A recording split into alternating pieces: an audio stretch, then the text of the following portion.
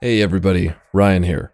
In this video, I'm addressing the M1 KVT pre-order devblog that was just released earlier today. And if you're thinking something's weird, nope, you're not crazy. I did re-upload this video because I just really wasn't happy with how I formulated and presented my opinion in the original one. Anyways, if you don't want to hear my opinions and you just want to know what it is, it's a rank 6 premium for the US tech tree, and it will most likely be functionally identical to the M1 Abrams currently sitting at 10.3 with the 105mm gun. The pre-order pack also comes with 2000 GE, 15 days of premium, the Red Scare title, and this decal. Now, I actually have a really big problem with this vehicle being added as a premium, and here's my simple one take of why that is. And it's not because the tank is ugly or anything like that. It actually looks pretty decent, and it's based on a real vehicle. And I am generally okay with it being in War Thunder in some way, shape, or form, but as an easily attainable premium vehicle for a popular major nation and being based on a desirable family of vehicles, it just doesn't make sense to me. And this is because it's a non-combat visual modification intended to represent OPFOR, that is opposing forces, in exercises conducted by the US military.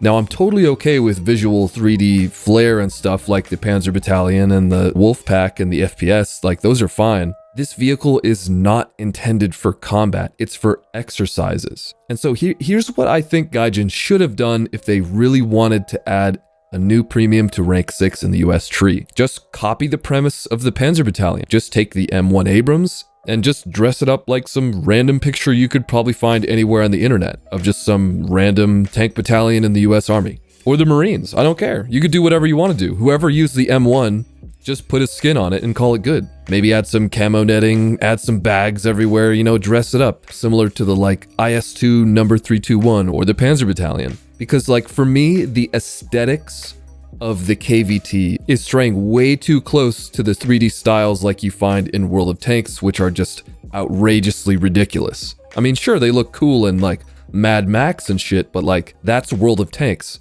That's a very fictional game with a lot of stuff that doesn't exist, and they're just having fun over there. And to be totally fair too, according to the devblog, Gaijin is offering the ability to remove the Vismod and return it to looking like a normal Abrams, which may actually end up being the good way to play this vehicle depending on how they model the collision with the fuel barrels on the back, because that could significantly restrict turret rotation. Anyways, I'm not personally expecting a lot of people to disable the Vismod, but that's just what I think right now. We'll see. And in War Thunder, I know there's a lot of ridiculous things like gnomes and cakes and sparklers and a seal that you can put onto your tanks.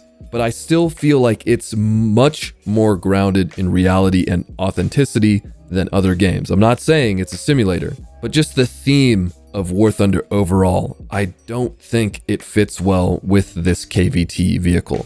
And I do wish that we would get some more options like we have for camouflages that are fictional, where we could disable the display of all that bullshit. Like, I'm so tired of seeing that fucking gnome on people, bro. You don't even understand. I'm not kidding. It's not that bad. But still though, I'm a very authenticity and immersion oriented player, and so it just bugs me when I see all this random sparkly bullshit on people's tanks. And on that note, I think it would be a great solution for the KVT if I could disable its Vismod on my end, because I personally just don't want to see it ever. But if you guys want to see it, that's great. Having options is the key. But anyways, yes, Gaijin, please let the fictional restrictions apply to decorations too, please. I'm begging.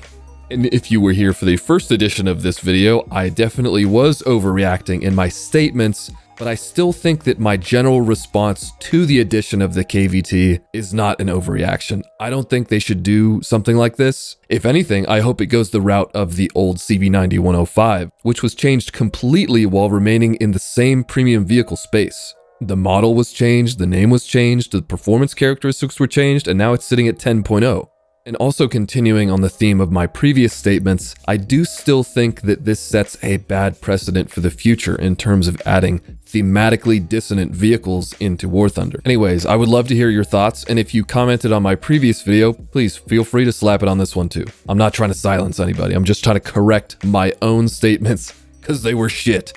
That was a hot take. Anyways, that's all I have to say about this. Gameplay videos are coming soon, and there will be far less complaining in them. Anyways, see you later.